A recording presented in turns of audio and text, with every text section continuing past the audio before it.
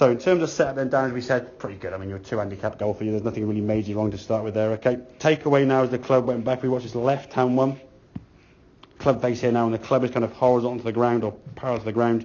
That club has whipped an awful long way inside. For the club to get that far behind has to have been pretty much your right forearm doing this. Yeah. And because you're right-handed dominant, that's very common of someone doing that and just rolling the forearm too far. Now the club's going to be wide open there, too far behind you. So now at this point in time, if you just came back and did nothing different, the ball's going over there. Yeah. So what you do to try to stop that is now swing it over there, hoping that the red line and the blue line add up together and give you a green line. Yeah, but unfortunately, with the speed and the path and the spin that you're going to get on the golf ball, it's going to look more like that. Okay?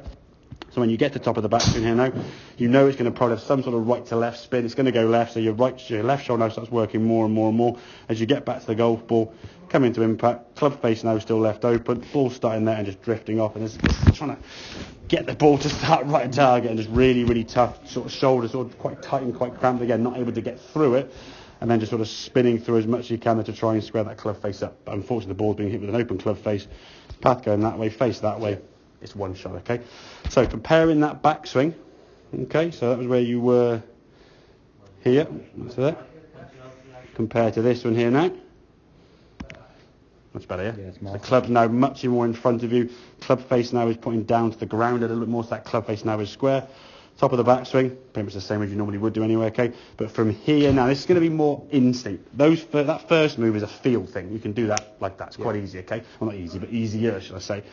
The downswing now is going to be based on instinct, because from the top of that backswing to impact now is so quick, it's going to be just seeing ball flights and just understanding what you're doing when it goes wrong. And you said a couple of times, I felt I did that wrong then. You start feeling the movement a bit more when you do get this sort of chest opening up. Mm-hmm. It's keeping that chest back as the arms start falling down now.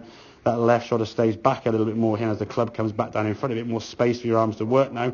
Back in the golf ball, we can release it. Start that ball now just right of the white line, as we said, and it's a drift fade. Yeah. Okay, 1 or 2 degrees left to right, right to left. We can hit the ball, and the ball now is going to be a lot more controllable. Getting that 235 to 255 carry eventually. At the moment now, you're having to think about it, so you're a little bit slowing down probably. Okay, don't try to feel like you've got to roll the arms. This rolling of the arms sort of sensation is purely because you've done on the way back, you've done this, so therefore on the way down, you've got to do that.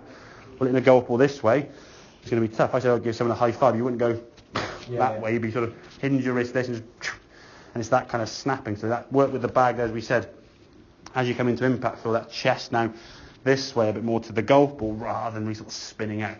You can get a lot of club head speed, in abundance of club head speed, but if the chest is working too fast and all that speed now is working in that direction, there's only one way that ball's going to end up, is over there somewhere. Yeah.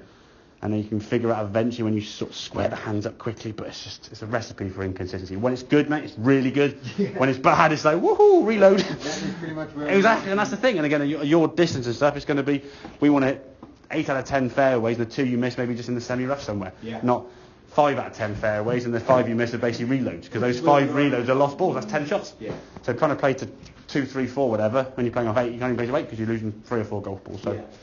Make sense then? That is where we are at the minute. Yeah, exactly. Yeah. Exactly. Does that make sense? So yeah, in terms of that movement going back and the feeling you want to try and create, yeah, good.